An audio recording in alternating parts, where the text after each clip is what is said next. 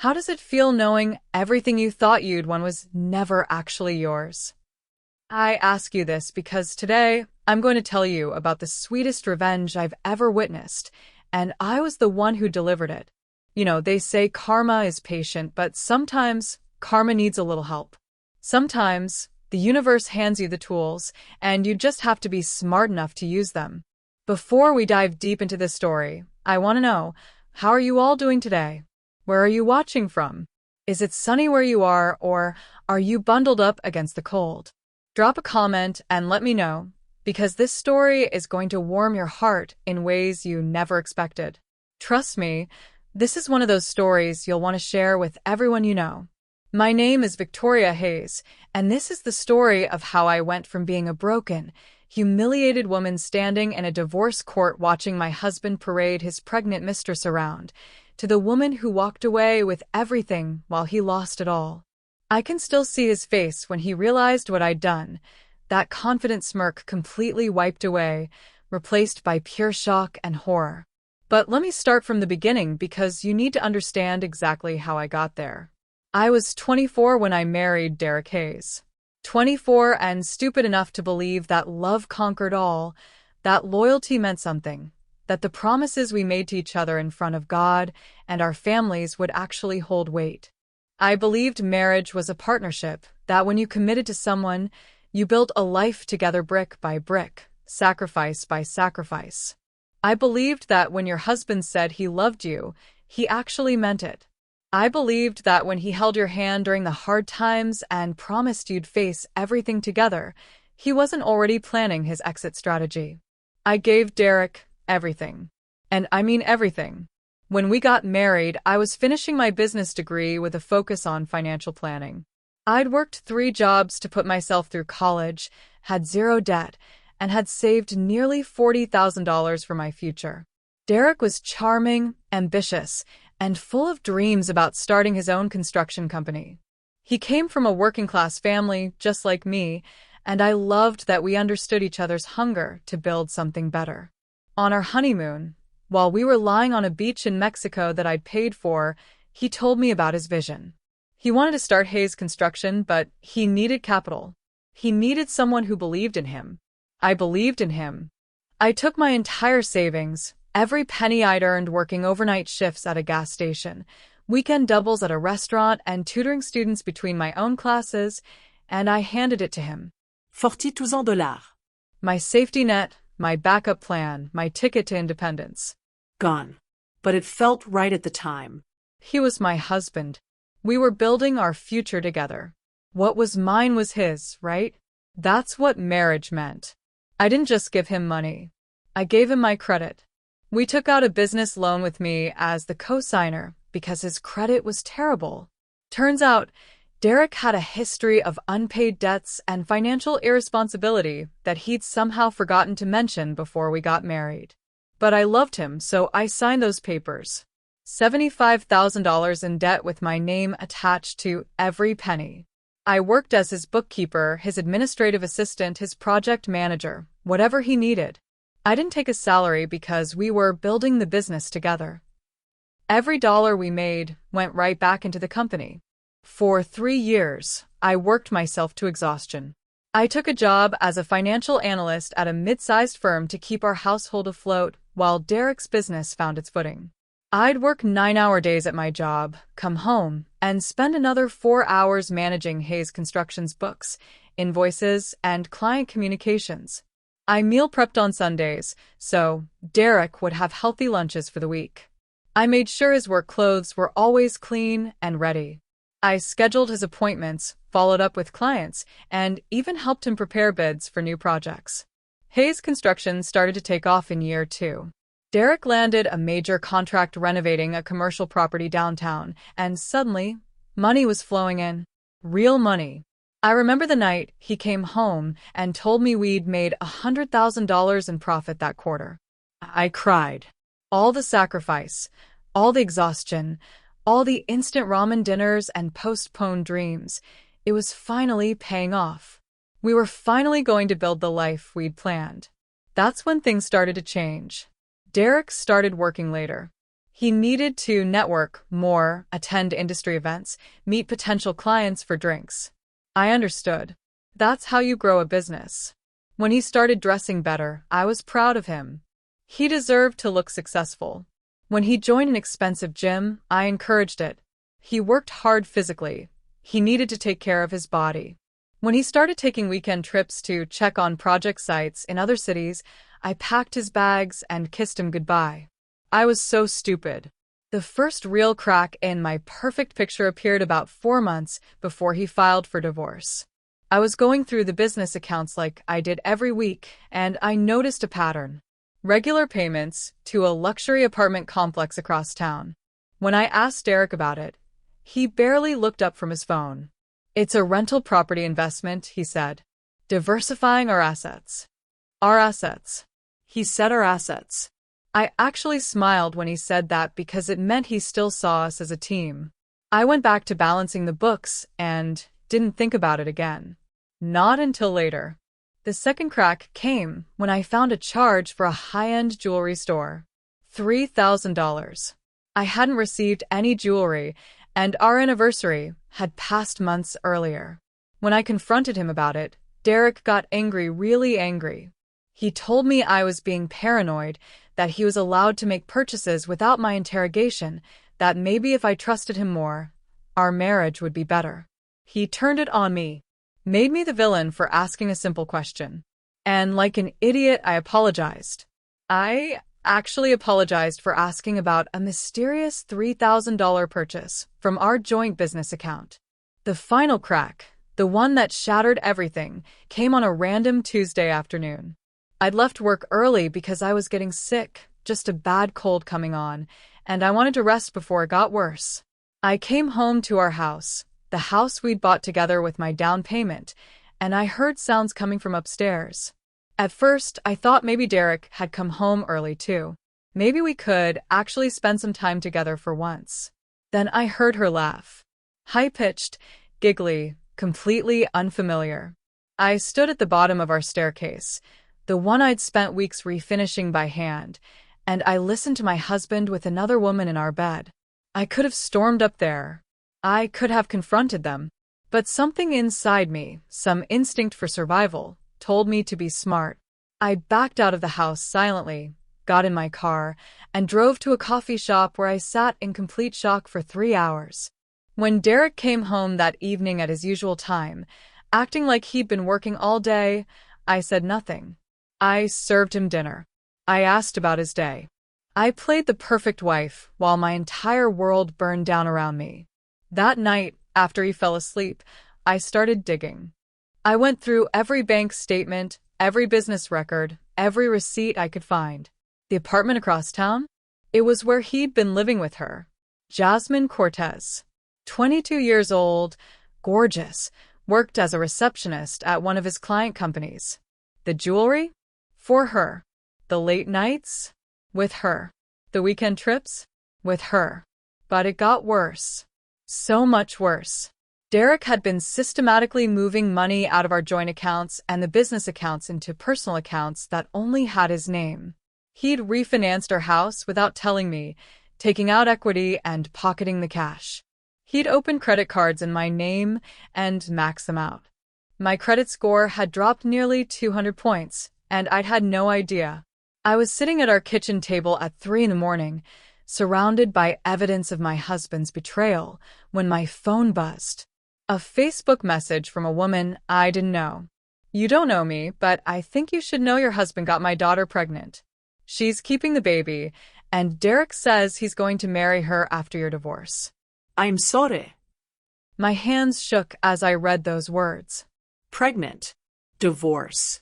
Marry her. I hadn't even known we were getting divorced. The next morning, Derek sat me down before I left for work. He had papers in his hand, and that look on his face, the one he used when he was about to ask me for something. Except this time, he wasn't asking. Victoria, I think we need to talk about our marriage, he said, sitting across from me at the breakfast table like we were discussing weekend plans. I haven't been happy for a long time. I think we want different things. I think it's time we went our separate ways. I stared at him. This man I'd given everything to, and I felt something inside me go completely cold. You want a divorce, I said. Not a question. A statement. I think it's for the best, he said, and he actually had the audacity to look sympathetic. We married too young. We've grown apart. These things happen. These things happen, I repeated slowly. I've already talked to a lawyer, he continued, sliding the papers across the table. I'm willing to be fair about this. The business is mine since I built it, but I'll give you $20,000 for your initial investment. You can keep your car and we'll split the equity in the house 50-50 once it sells. I looked down at the papers. Then I looked back at him. $20,000, I said. For my $40,000 investment. Well, there were losses in the first year, he said smoothly. And inflation. $20,000 is fair market value for what you put in initially. What about the business loan? The one with my name on it. That's joint debt from the marriage. We'll both be responsible for half. Let me translate that for you. Derek wanted to keep the business that was now worth over $500,000, keep all the assets he'd hidden, give me half my initial investment back, and stick me with half of a $75,000 loan for a business I wouldn't own any part of. And he thought I'd just sign. I need to think about this, I said carefully. Don't take too long, Derek said, standing up and grabbing his keys. My lawyer says the sooner we file, the cleaner this will be. Oh, and Victoria? He paused at the door. I'd appreciate it if you could move out in the next few weeks. I'm going to need the house.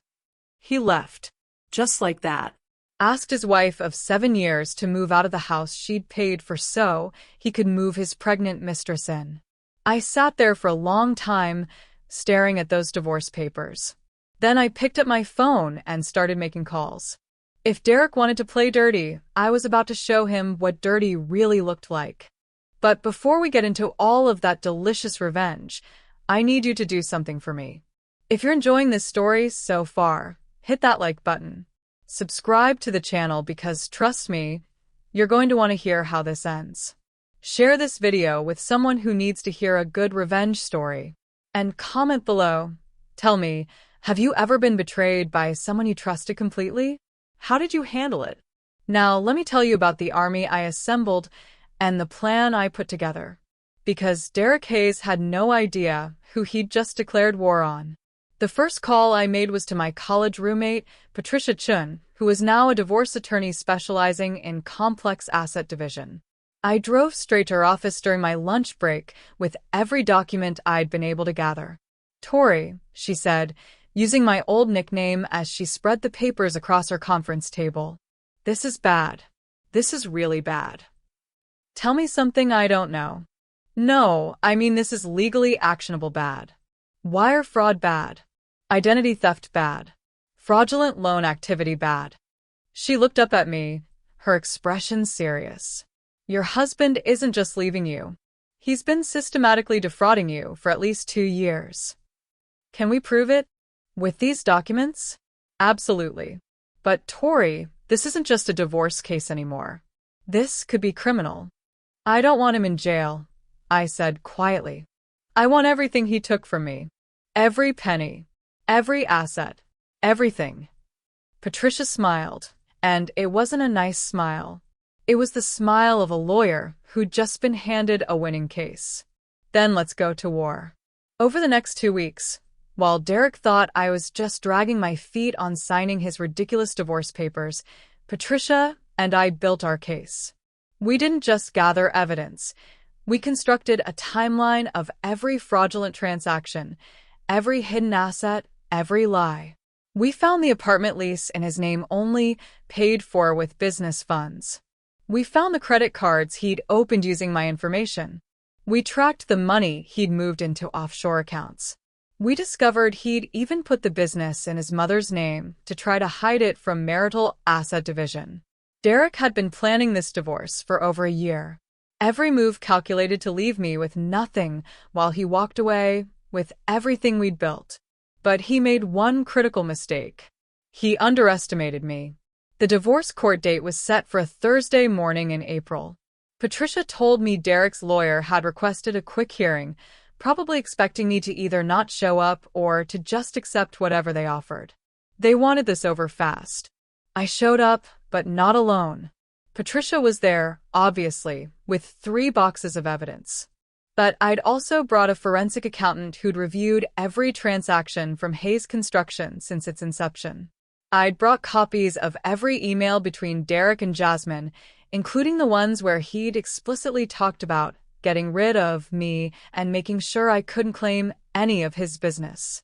I'd brought the paperwork showing he'd refinanced our house without my knowledge, which was illegal since my name was on the deed. I'd brought statements from 3 different banks showing accounts I'd never known existed. When Derek walked into that courtroom, he had Jasmine with him.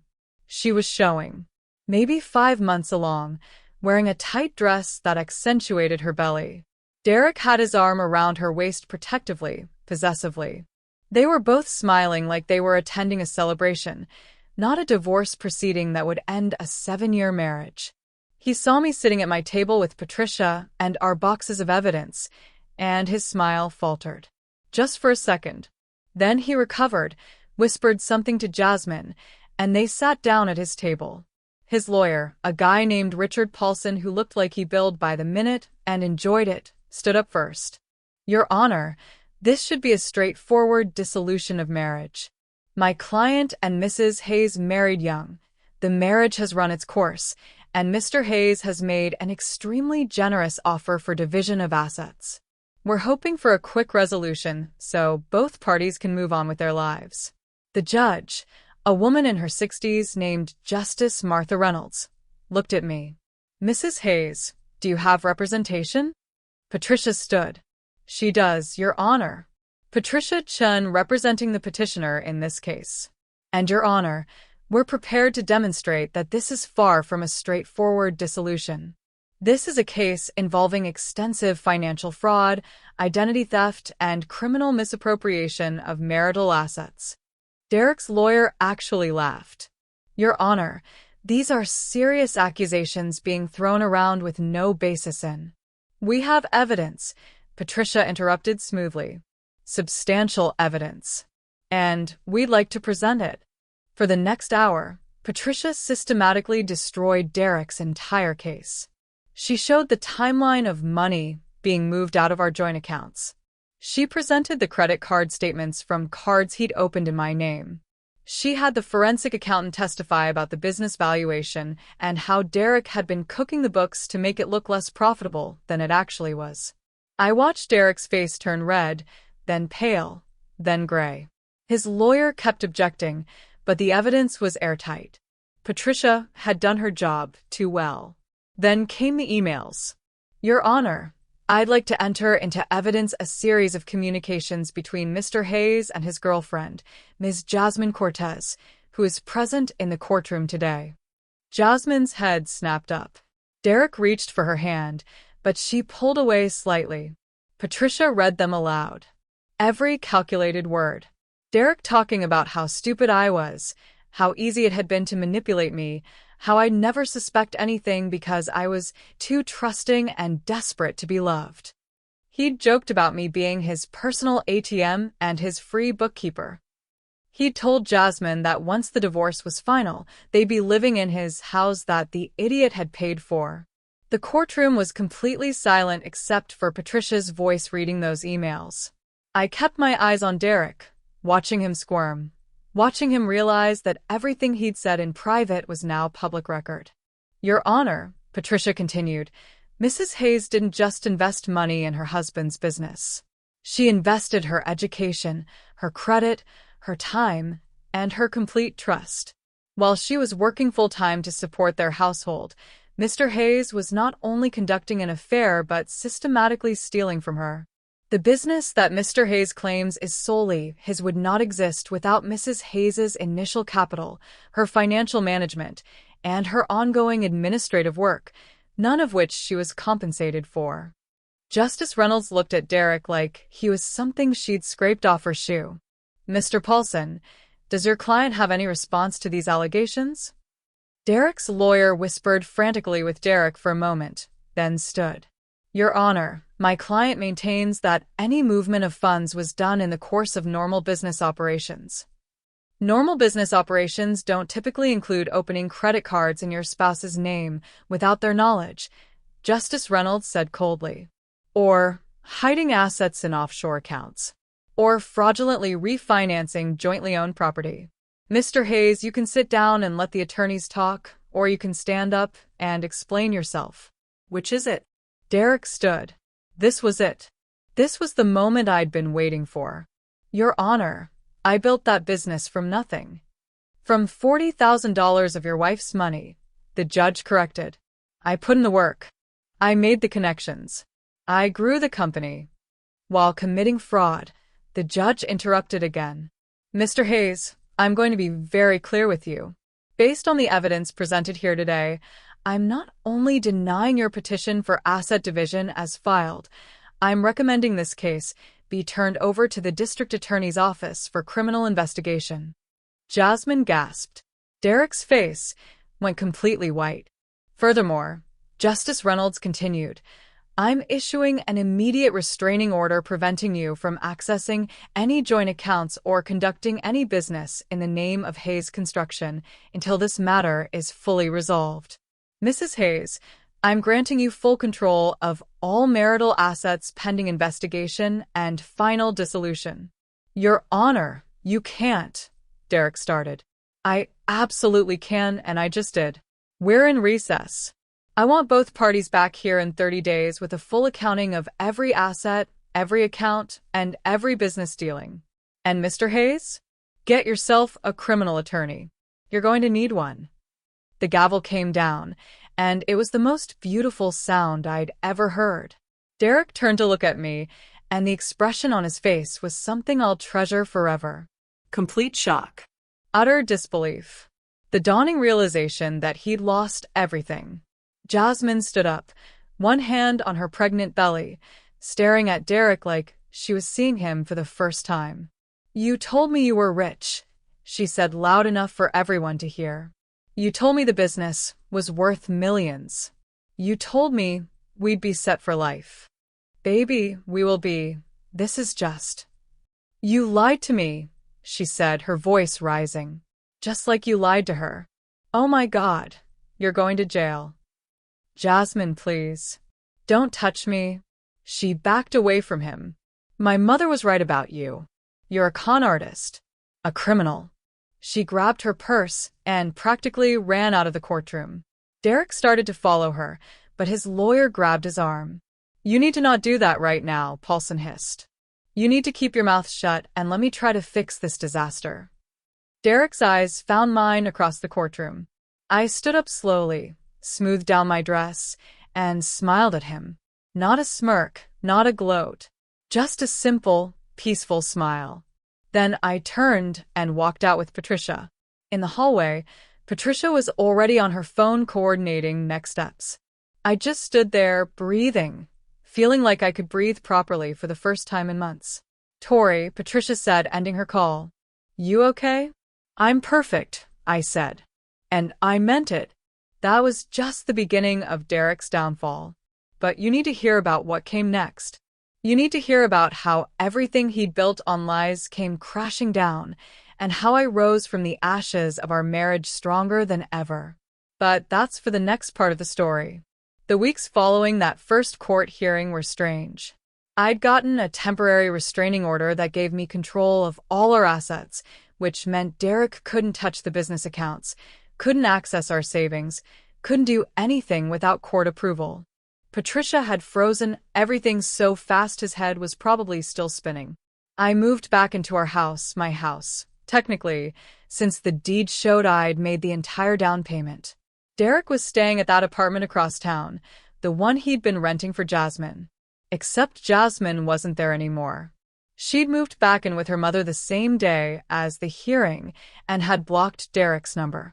I knew this because her mother had actually called me to apologize.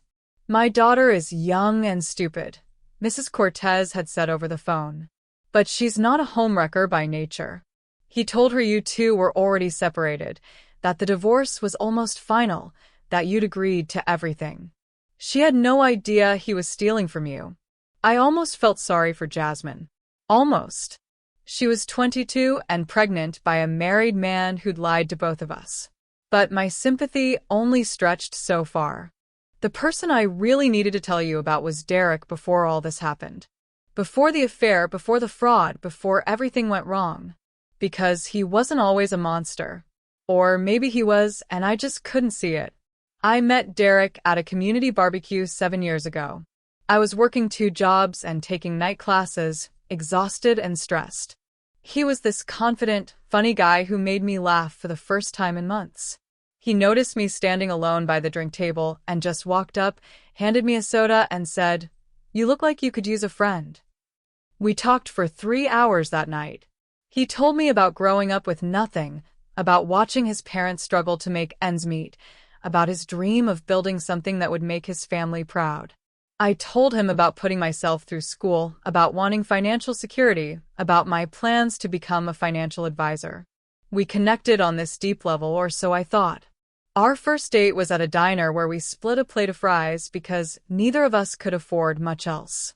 He drove a beat-up truck that broke down twice, and we ended up walking 2 miles back to my apartment, laughing the whole way. When he kissed me goodnight, he said, "I'm going to marry you someday, Victoria. I'm going to build us a life worth living." I believe him completely. The first year of our marriage was beautiful. We lived in a tiny 1-bedroom apartment, slept on a mattress on the floor, ate cheap meals, and dreamed big dreams together. Derek would draw up business plans at our kitchen table while I reviewed them with my financial training. We were a team. Partners. Equals. Looking back now, I can see the signs I missed. The way he'd get defensive when I asked questions about money. How he'd accuse me of not trusting him whenever I wanted to review expenses. The time he borrowed $300 from my wallet without asking and got angry when I mentioned it. Small things that I explained away because I loved him. The biggest sign came during our 2nd year of marriage. Derek's business was starting to gain traction, and we got invited to an industry mixer. I watched him work the room, charming everyone, making promises he couldn't keep, exaggerating our capabilities.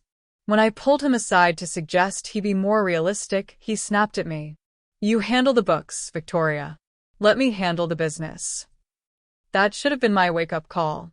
The turning point came exactly 3 months before Derek filed for divorce, though I didn't recognize it at the time. Hayes Construction had just landed the biggest contract in company history.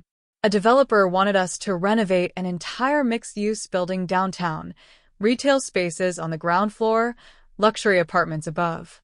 The contract was worth $800,000. Derek came home that night with champagne and Thai takeout, more excited than I'd seen him in years. "We made it, Tori," he said, popping the cork in our kitchen. "This is what we've been working toward. This contract is going to change everything." He wasn't wrong. It did change everything. Just not the way I thought. "There's just one thing," Derek said as we ate. "The contract requires us to carry additional insurance and put up a performance bond. We need to invest another $50,000 into the business to cover it."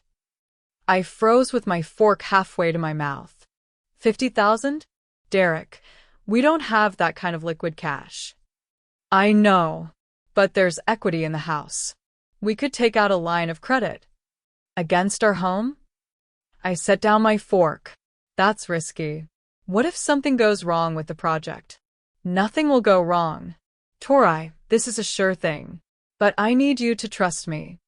He reached across the table and took my hand. Haven't I proven myself yet? Haven't I built this company into something real? I just need you to believe in me one more time. Those words. One more time. Like I hadn't been believing in him constantly for years. But I wanted to believe. I wanted our sacrifices to mean something. So I went to the bank with him the next week and signed the papers for a home equity line of credit. $50,000 borrowed against the house I'd saved for years to afford.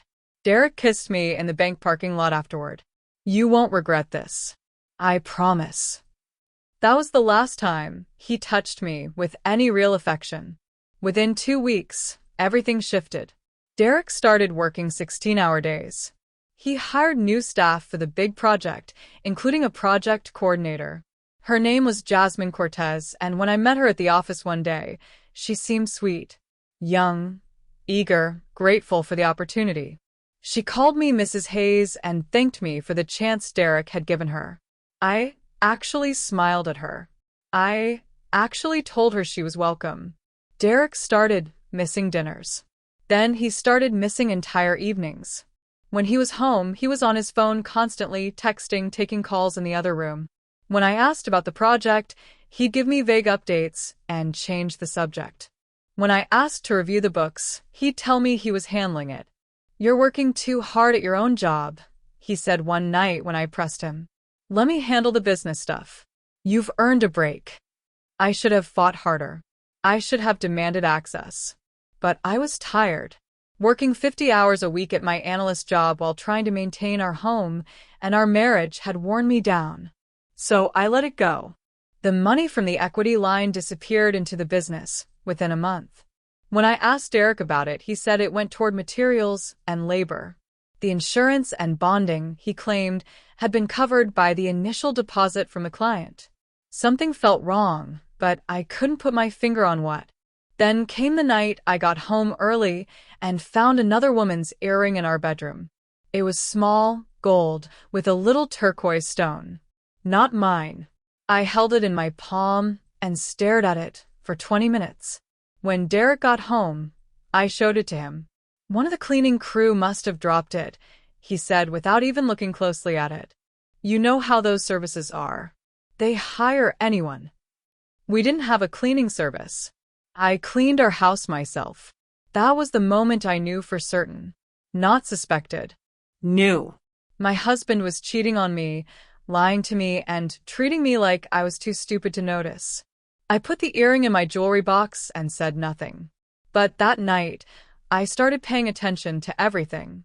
Every receipt, every text notification, every excuse. I started building my case without even knowing that's what I was doing.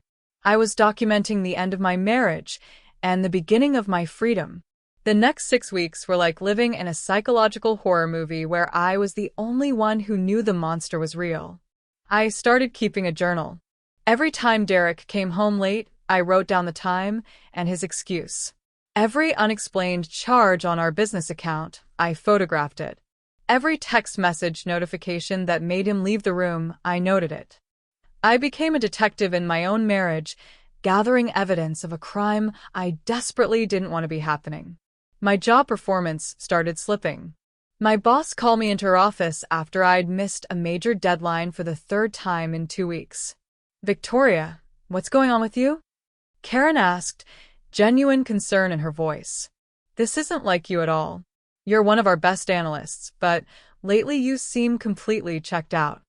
I almost told her everything right then, but I held it together. "Just some personal stuff. I'll handle it." "Is it your marriage?" she asked gently. "I noticed you stopped wearing your wedding ring." I looked down at my left hand. I hadn't even realized I'd taken it off. It had been sitting in my bathroom drawer for a week. "It's complicated," I said finally. "If you need time off, take it. But Tori, whatever's happening, don't let it destroy the career you've built. I've seen too many brilliant women lose themselves trying to save relationships that were already dead." Her words haunted me for days. At home, Derek had become a stranger. He barely spoke to me except to give instructions or ask where things were. We hadn't had a real conversation in weeks. We definitely hadn't touched each other. He slept on his side of the bed, as far from me as possible, and most nights he didn't come home until after I was already asleep. The big construction project was apparently going well. Derek hired more staff, rented additional equipment, and started talking about expanding into other markets. The business was thriving. Our marriage was dying. I tried confronting him one Sunday morning when he was actually home. I made his favorite breakfast, sat down across from him, and asked directly, "Derek, are you having an affair?" He looked up from his phone, his face completely blank. What? No. "Why would you ask that?" "Because you're never here. Because you barely talk to me. Because I found another woman's earring in our bedroom. I told you that was from the cleaning service. We don't have a cleaning service, Derek. I clean our house. He stood up, his breakfast untouched.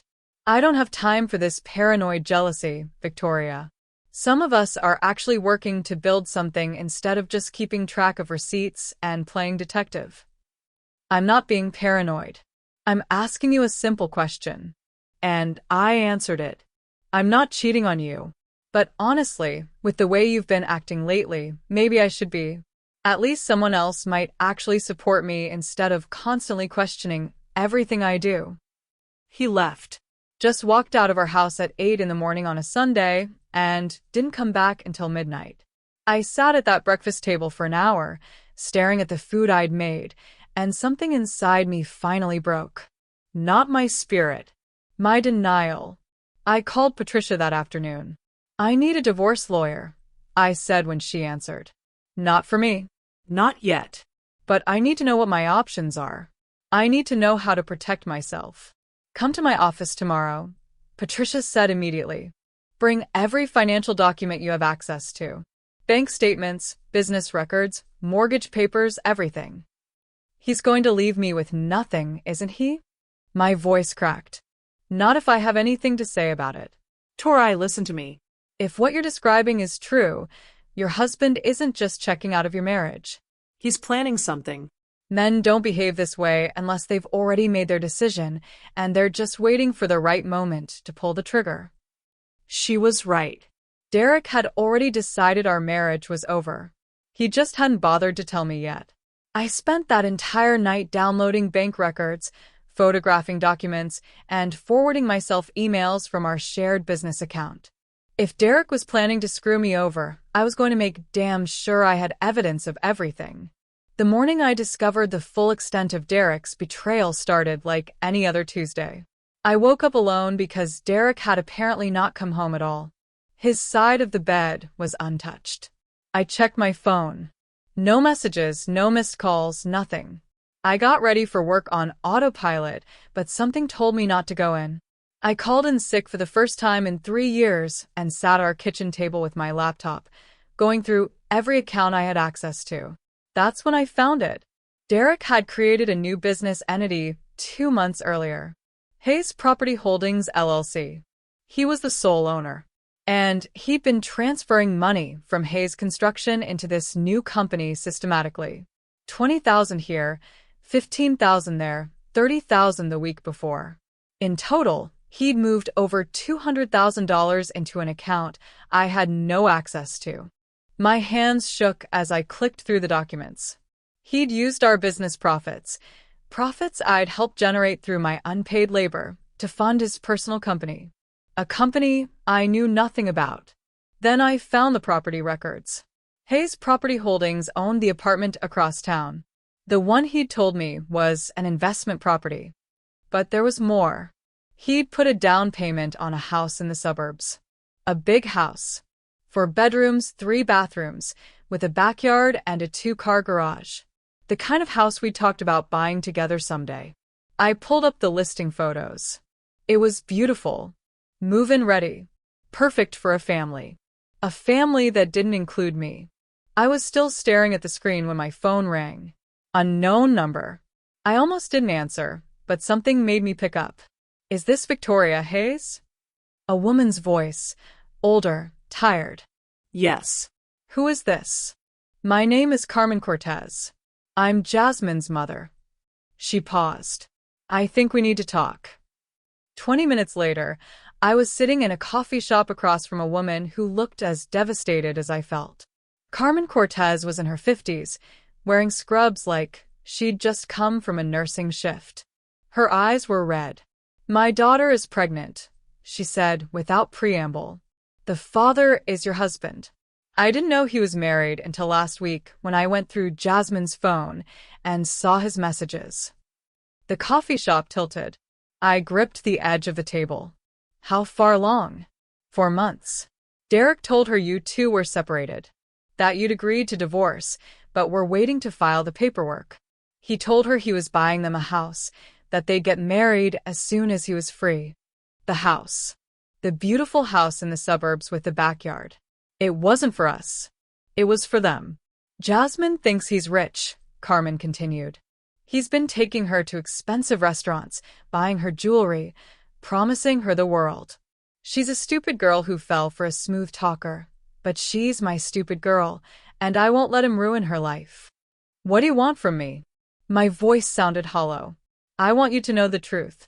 I want you to protect yourself. Because if he's lying to you and lying to her, he's planning something that benefits nobody but himself.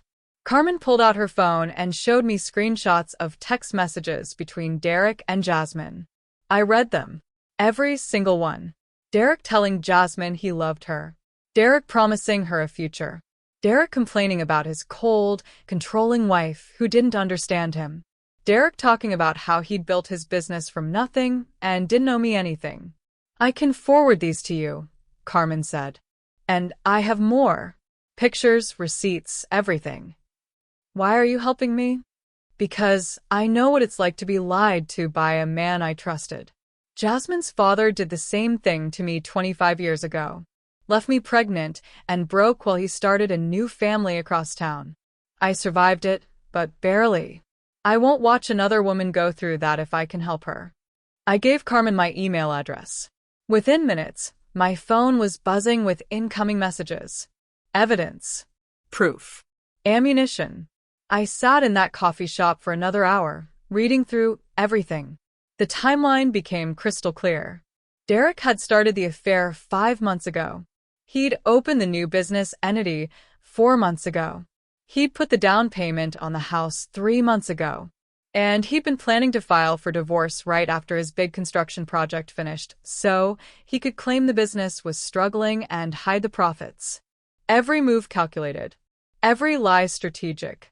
When I finally stood up to leave, Carmen touched my arm. Make him pay for this, she said quietly. Not just financially. Make him regret ever thinking he could treat women like we're disposable. I looked at her and nodded. I will. That night, Derek finally came home around 10. He walked in like nothing was wrong, grabbed a beer from the fridge, and sat down on the couch. We need to talk, he said. Here it comes, I thought. The divorce conversation. Derek didn't look at me as he spoke. He just stared at the beer bottle in his hands, picking at the label like this was any casual conversation. I haven't been happy for a long time, Victoria. I think we both know this marriage isn't working anymore. We got married too young. We want different things now.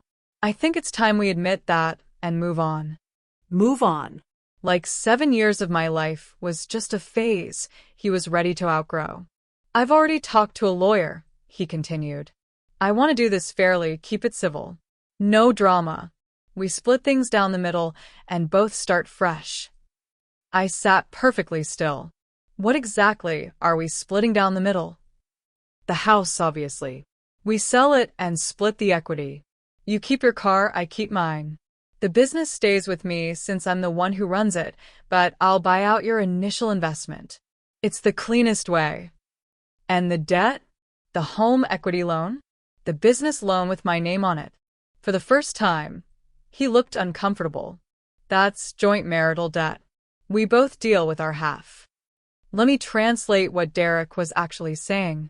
He wanted to keep a business worth over $500,000, keep the $200,000 he'd hidden in his secret company, give me back a fraction of what I'd invested, stick me with $37,000 in debt, and walk away to his pregnant girlfriend and new house. And he wanted me to think this was fair. I need time to think about this, I said carefully. His jaw tightened.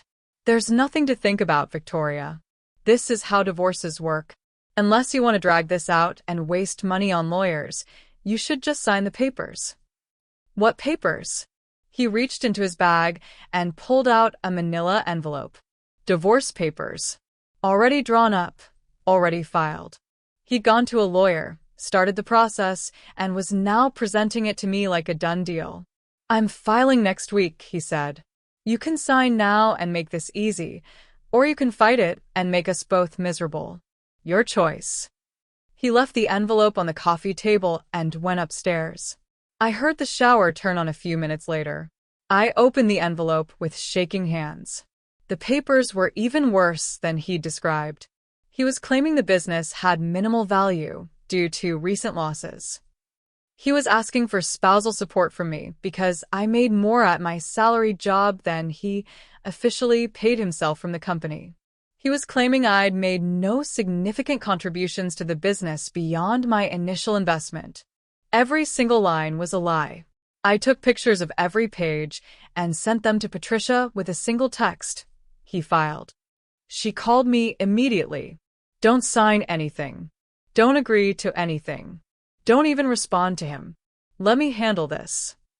Patricia, I can't afford to fight this. I can't afford your fees for a long court battle. You can't afford not to fight this. Tori, if you sign these papers, you'll lose everything. Your money, your credit, your future. And he'll walk away with hundreds of thousands of dollars that you helped him earn. What if I can't win? Then we lose fighting. But we don't surrender. Not to someone who's been stealing from you for years. The next 2 weeks were absolute hell. Derek moved out of the house without telling me. I came home from work one day, and half his stuff was just gone. Clothes, personal items, his laptop. He'd taken the good TV, the newer couch, even some of the kitchen appliances I'd bought. He'd left me a note on the counter. Staying with a friend until we finalize things. Don't contact me unless it's through lawyers. A friend. Right. He was living in that apartment with Jasmine, playing house with his pregnant mistress while our marriage officially crumbled. I called in sick to work the next day and spent 12 hours in bed, unable to move. The depression hit me like a physical weight. Everything I'd worked for, everything I'd sacrificed, everything I'd believed in, it was all gone. Derek had systematically destroyed our life together and was acting like I was the unreasonable one for not just accepting it. My credit cards started getting declined. Derek had maxed them out before removing himself as an authorized user. My credit score, which had been nearly perfect, was now in the low 500s. I had collection agencies calling me about debts I didn't even know existed. Patricia helped me file for emergency protective orders on our accounts, but the damage was already done. Derek had been planning this for months, moving money, destroying my credit, positioning himself to leave me with nothing. I lost 12 pounds in 2 weeks because I couldn't eat. I stopped sleeping through the night. I'd wake up at 3 in the morning, panic flooding my system, wondering how I was going to survive this. My mother called one evening after Patricia had apparently reached out to her. "Baby girl, come home," she said. "Leave that house, leave that man, come back to Texas, and let us take care of you." I can't run away from this, Mom. It's not running away. It's survival. But I couldn't leave. If I left, Derek won. He got the house, the business, everything. I'd be exactly what he'd called me in those text messages to Jasmine, a pathetic, used-up woman who'd been stupid enough to give him everything. Rock bottom came on a Friday afternoon 3 weeks after Derek moved out. I was sitting in my car in the office parking lot, staring at a letter from the mortgage company. We were 60 days behind on the house payment. Derek hadn't been paying his half, and I couldn't cover the full amount on my salary alone, not with all the debt he'd saddled me with. I was about to lose my house. The house I'd saved for. The house I'd put the entire down payment on. The house that was supposed to be my security. My phone rang. "Patricia, I have good news and bad news," she said. Bad news first. Derek's lawyer is pushing for a quick settlement hearing in 2 weeks. They want this resolved fast. And the good news? I found a forensic accountant willing to work on contingency. She reviewed the preliminary documents I sent her, and Tori, she thinks we can prove fraud. Real, prosecutable fraud. But she needs access to the business accounts to build the full case. I don't have access anymore. Derek changed all the passwords. Can you get into his email? His computer? Anything? I thought about it. Derek had left in such a hurry, he might have left something behind. Maybe. I can look. That night, I went through the house systematically. Derek had taken most of his important stuff, But he'd left his old laptop in the basement office, probably figuring it was worthless since he had a newer one. I booted it up, and miraculously, he hadn't wiped it. His email was still logged in. His files were still there. Everything. I spent 6 hours that night copying every document I could find. Business plans, financial projections, emails with contractors, communications with Jasmine. There were hundreds of files, and I saved them all to a flash drive. But it was the personal emails that broke something inside me. Derek had been planning this divorce for over a year. I found emails to his lawyer from 14 months ago asking about asset protection strategies and how to minimize spousal claims in a divorce. He'd been methodically preparing to leave me while I was still cooking his dinners and doing his laundry, and believing we had a future together. There was an email to Jasmine from 6 months ago. "Don't worry, baby, I've got everything figured out. She'll get just enough to feel like she didn't lose, but not enough to actually matter. By this time next year, we'll be in our new house and she'll be a bad memory." I sat in that basement office at 2 in the morning, reading my husband's plan to destroy me, and something inside me shifted. The grief turned to rage. The despair turned to determination. He thought I was going to roll over and accept this. He thought I was too broken, too trusting, too stupid to fight back. He was wrong. I called Patricia at 7 the next morning, not even caring that it was Saturday. "I have everything," I said. "Every email, every document, every piece of evidence we need." He kept it all. "Are you serious?" Patricia's voice was suddenly wide awake. He documented his own fraud. He was so confident I'd never find any of this. He kept records of everything. "Forward it all to me." Right now. "Tori, this changes everything." I spent that weekend working with Patricia and the forensic accountant, a sharp woman named Dr. Lisa Ramirez who specialized in financial fraud cases. We built a timeline of every shady transaction, every hidden account, every lie Derek had told. "This isn't just a divorce case anymore," Dr. Ramirez said on Sunday evening as we reviewed everything. "This is wire fraud, identity theft, and financial elder abuse. Well, spousal abuse in this case.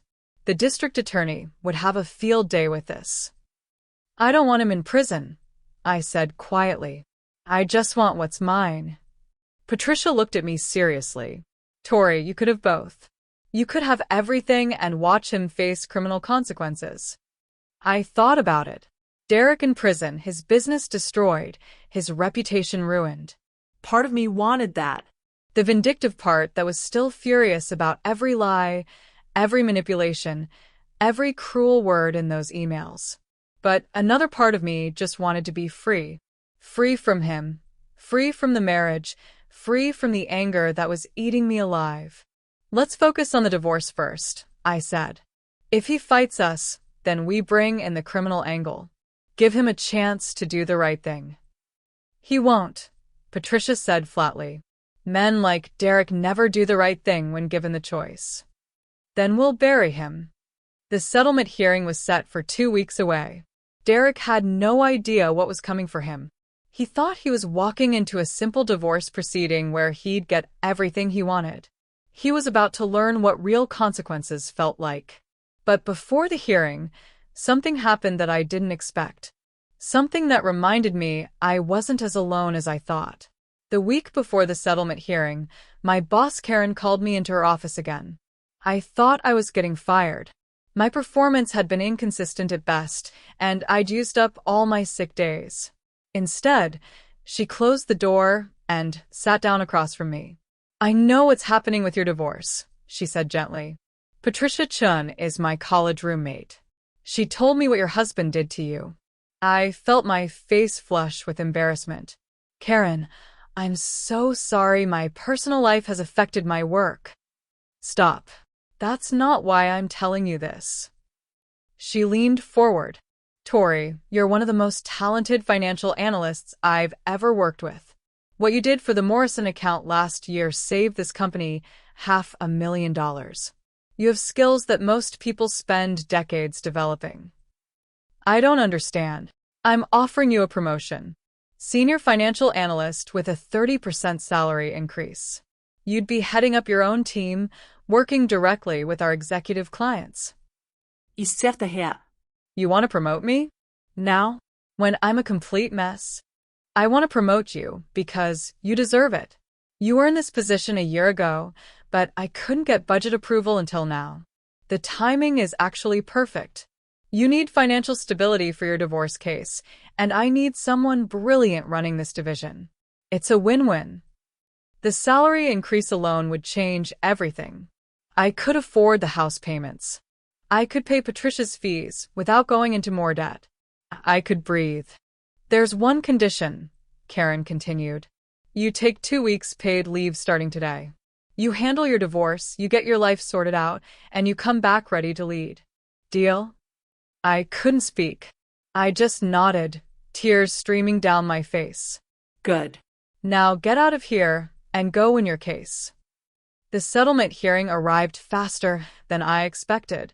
Patricia and I showed up with 3 bankers' boxes full of evidence and Dr. Ramirez on standby to testify.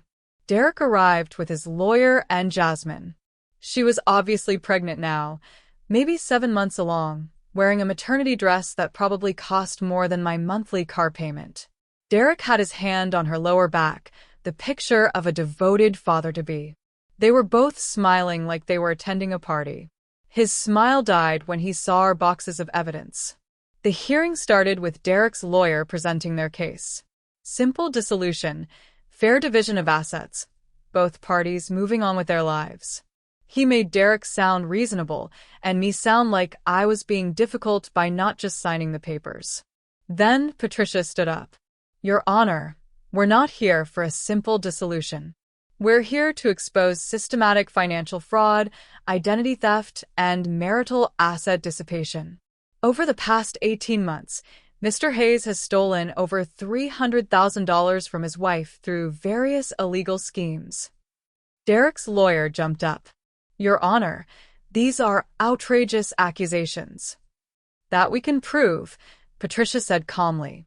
She nodded to me, and I started pulling documents from the boxes. Let's start with the timeline. For the next 90 minutes, Patricia and Dr. Ramirez systematically destroyed Derek's entire case. They showed the secret business entity he'd created. They presented evidence of the $200,000 he'd moved into accounts with only his name. They had the credit card applications he'd filed using my information. They had the fraudulent refinancing of our house where he'd forged my signature on documents I'd never seen. But the real bombshell came when Patricia presented the emails. Your Honor, these communications between Mr. Hayes and his attorney show that he began planning this divorce 14 months ago. While his wife continued to work unpaid as his bookkeeper, while she supported their household, while she trusted him completely, he was strategizing how to leave her with nothing. Patricia read selected emails aloud. Derek talking about hiding assets. Derek joking about manipulating me. Derek planning to saddle me with debt while he walked away clean. I watched Derek's face turn red, then white. Jasmine was staring at him like she'd never seen him before. Furthermore, Patricia continued, Mr. Hayes has been conducting an extramarital affair with Miss Cortez, who is present in the courtroom today. He moved her into an apartment paid for with marital funds, purchased her expensive gifts using business accounts, and promised her a future built on assets he was stealing from his wife. Jasmine's hand went to her mouth. She stood up suddenly. You told me you were separated, she said loudly enough for everyone to hear. You said the divorce was almost done. You said she agreed to everything. Jasmine, sit down, Derek hissed. You lied to me, just like you're lying to everyone here. She looked at me for the first time, tears in her eyes. I'm so sorry. I didn't know. He told me you two were already over. She grabbed her purse and walked out of the courtroom. Derek started to follow, but the judge's voice stopped him cold. Mr. Hayes, sit down. Now. Justice Reynolds looked absolutely furious. In 20 years on the bench, I have rarely seen such a clear-cut case of financial abuse and fraud within a marriage. Mr. Hayes, you didn't just betray your wife's trust. You systematically robbed her while making her complicit in debts she didn't even know existed. Derek's lawyer tried to interrupt, but the judge held up her hand. I'm issuing an immediate order freezing all accounts associated with Hayes Construction and Hayes Property Holdings. Mrs. Hayes is granted full control of all marital assets pending a complete forensic audit. Mr. Hayes, you are to have no access to any joint funds, business accounts, or property until this matter is fully resolved. Your Honor, that will destroy his business, Derek's lawyer protested. Then he should have thought about that before committing fraud, the judge snapped. The courtroom was completely silent after the judge's ruling. Derek sat frozen in his chair, his lawyer whispering frantically in his ear. I could see Derek's hands trembling on the table in front of him. Justice Reynolds wasn't finished. Furthermore, I'm ordering Mr. Hayes to vacate the property at 2847 Riverside Avenue immediately. That apartment was purchased with funds stolen from marital assets, and Mrs. Hayes is now the legal owner. You have 72 hours to remove your personal belongings. That was the apartment he'd been living in with Jasmine, the one he'd promised would be their love nest. Additionally, based on the evidence of fraud presented here today, I'm referring this case to the District Attorney's Office for criminal investigation. Mr. Hayes, I strongly suggest you retain criminal counsel in addition to your divorce attorney. Derek's face had gone completely gray. His lawyer looked like he wanted to be anywhere else in the world. We'll reconvene in 60 days for final asset division once the forensic audit is complete. Until then, Mrs. Hayes maintains control of all assets. This hearing is adjourned. The gavel came down. Derek finally turned to look at me. The cocky confidence was gone. The smug superiority had evaporated. All that was left was shock and the dawning realization that he'd lost everything. You did this, he said, his voice barely above a whisper. You destroyed me. I stood up, gathered my things, and looked him directly in the eye. No, Derek. You destroyed yourself. I just made sure everyone could see what you really are. I walked out of that courtroom with Patricia, leaving Derek sitting there with his useless lawyer and his shattered plans. In the hallway, Patricia grabbed my arm, grinning. Did you see his face? That was beautiful. That was the most satisfying thing I've ever witnessed in court. What happens now? I asked. Now? Now we let the forensic audit happen, which will take about 6 weeks.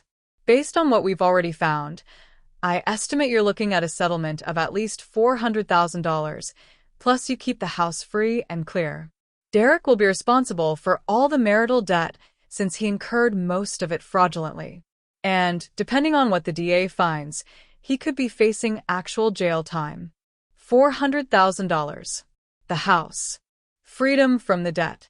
It was more than I'd ever imagined possible. What about his business? That's the really beautiful part, Patricia said. Hayes Construction will probably have to be liquidated to pay you what you're owed. He built that company on your money and your labor. It's only fair you get the value from it. Over the next 8 weeks, I watched Derek's world fall apart piece by piece. The DA opened a formal investigation into the fraud. Derek had to hire a criminal defense attorney, which cost him a fortune he no longer had access to. The forensic audit revealed even more hidden assets than we'd initially found. Offshore accounts, property investments, even a boat he'd purchased using business funds and registered under a friend's name. Jasmine's mother called me again 2 weeks after the hearing. My daughter left him, Carmen said. She moved back home, and she's planning to raise the baby on her own. Derek tried to convince her to stay, but she finally sees him for what he is. How is she doing? Scared, angry, heartbroken. But she'll survive. We both will. Carmen paused. She wanted me to tell you she's sorry. For everything. Tell her I understand. He lied to both of us. The final settlement hearing happened on a cold morning in November, exactly 4 months after Derek had first filed for divorce. The forensic audit was complete, and the numbers were devastating for Derek. Hayes Construction was worth $640,000 after debts. Hayes Property Holdings held assets worth another $200,000. Combined with the equity in our house and other marital assets, we were looking at nearly $1 million in total value. Justice Reynolds awarded me 70% of everything. $680,000, plus the house, plus my car. Plus Derek was solely responsible for all the fraudulent debt he'd created. He got to keep his truck and whatever personal belongings he hadn't already sold to pay his legal fees. Hayes Construction had to be sold to pay me my share. The business Derek had built, the company he'd valued more than our marriage, was gone. Liquidated to pay for his crimes against me. The DA ultimately offered Derek a plea deal, 3 years probation, community service, and full restitution to me in exchange for avoiding jail time. His lawyer convinced him to take it. Derek was now a convicted felon with a permanent record. I walked out of that final hearing a free woman, divorced, financially secure, and finally able to breathe. 6 months after the divorce was finalized, I was settling into my new life in ways I never imagined possible. The promotion Karen had given me turned out to be perfect for me. I was managing a team of 5 analysts, working with high-profile clients, and making more money than I'd ever thought possible. My salary had nearly doubled, and I was being headhunted by larger firms regularly. I sold the house Derek and I had shared. Too many bad memories. Instead, I bought a beautiful condo downtown with floor-to-ceiling windows overlooking the city. It was mine, only mine, and every time I walked through the door, I felt peace. I'd started therapy to work through the betrayal and the trauma of the marriage. Dr. Williams helped me understand that Derek's actions weren't a reflection of my worth. They were a reflection of his character. I was learning to trust again slowly. My credit score had recovered completely. Turned out, once you remove fraudulent accounts and prove identity theft, your credit bounces back pretty quickly. I was back in the high 700s. I'd even started dating again. Nothing serious, just coffee dates and dinners with nice men who had actual jobs and didn't view me as a personal ATM. It felt good to be valued, to be respected, to be with someone who saw me as an equal partner rather than a resource to exploit. The best part? I'd started my own financial consulting business on the side. After everything I'd been through, I'd become an expert in helping other women protect themselves financially in relationships. I taught workshops on prenuptial agreements, separate accounts, credit monitoring, and financial red flags in relationships. Other women who'd been through similar situations started reaching out to me. I helped them navigate divorces, build cases against fraudulent spouses, and rebuild their financial lives.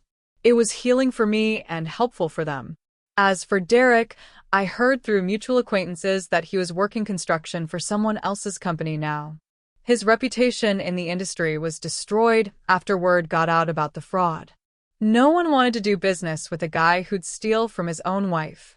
He was living in a small apartment, driving his beat-up old truck and paying me restitution every month as part of his probation. The life he'd tried to build with Jasmine had evaporated. The future he'd planned had turned to dust. Jasmine had her baby, a little girl.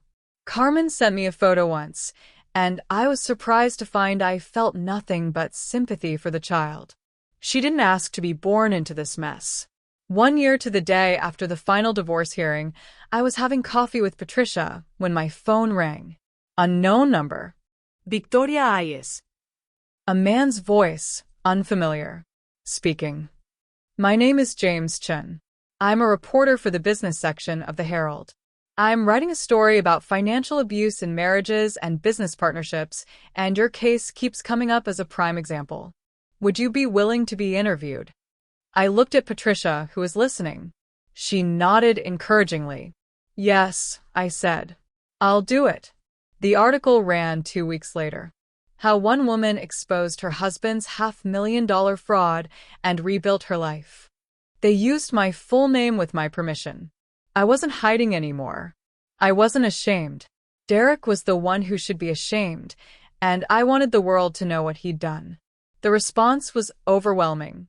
I got hundreds of messages from women who'd been through similar situations, women who were currently in them, women who were scared they might be being manipulated but didn't know how to check. I answered every single message. That article led to speaking engagements. I started getting invited to women's conferences, business seminars, and legal education events to talk about financial red flags in relationships and how to protect yourself. I'd become an advocate, a voice for women who'd been silenced and exploited by the people they trusted most. 2 years after my divorce, I was sitting in my office when I got an email notification. Someone had left a review on my consulting business website. Victoria Hayes saved my life. I went to her thinking I was crazy for questioning my husband's finances. She helped me discover he'd been stealing from me for 3 years. Because of her guidance, I was able to protect myself and my children before it was too late. She turned her pain into purpose, and I'm forever grateful. I read that review 3 times, tears streaming down my face. This was why I'd gone through everything. Not just to survive, but to help others survive too. My phone buzzed. A text from a number I didn't recognize. I saw the article. I'm sorry for everything. Derek. After 2 years of silence, he was reaching out. I stared at that message for a long moment. Then I deleted it without responding. I didn't owe him anything. Not forgiveness, not acknowledgement, not even anger. He was just a chapter in my story, and I'd already moved on to better pages. That evening, I was getting ready for a date with a man I'd met at a conference. Michael was a lawyer who specialized in corporate ethics, had never been married, and thought my story was inspiring rather than intimidating. We'd been seeing each other for 3 months, taking things slow, building something real based on honesty and mutual respect. He picked me up at 7, looking nervous and sweet, holding flowers. "You look beautiful," he said, and I believed him because his eyes said he meant it. We went to dinner at a small Italian place where the owner knew Michael by name. We talked about everything and nothing: his work, my business, books we'd read, places we wanted to travel. He didn't try to fix me or save me or treat me like I was damaged. He just treated me like an equal, like a partner, like someone worth knowing. When he walked me to my door at the end of the night, he kissed me gently, sweetly, and asked if he could see me again. "I'd like that," I said. After he left, I stood in my condo, looking out at the city lights, and I felt something I hadn't felt in years. Hope. Real, genuine hope for the future. Not hope that someone would save me or complete me or give my life meaning. Just hope that I'd continue to grow, to build, to create a life that was authentically mine. Derek had tried to destroy me. He'd lied, stolen, manipulated, and betrayed me in every way possible. He'd thought I was weak, naive, too trusting to fight back. But he'd been wrong. I wasn't weak.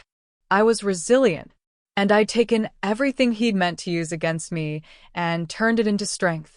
I'd gone from being a woman who'd lost everything to a woman who'd built something even better from the ashes. I'd gone from victim to survivor to thriver. And that was the sweetest revenge of all. So that's my story.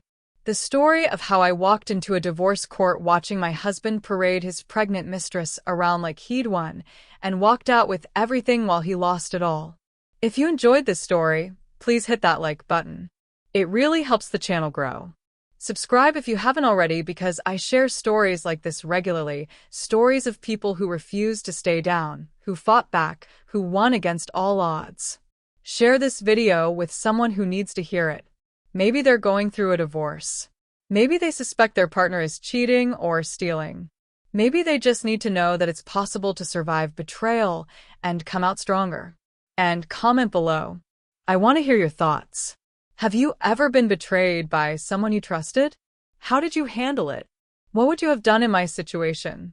Also, tell me what kind of stories you want to hear next. Revenge stories? Redemption stories? Justice stories? Let me know in the comments. Remember, if you're currently in a situation like I was, please reach out for help. Talk to a lawyer, talk to a therapist, talk to someone you trust. You don't have to go through it alone, and you deserve better than someone who treats you like you're disposable. You are worth more than that. You are stronger than you think. And sometimes, the best revenge is just living well and building a life that makes you genuinely happy. Thank you so much for watching. I'll see you in the next story. Take care of yourselves, and remember, karma might be patient, but sometimes she needs a little help from a good lawyer and a spine of steel. Until next time.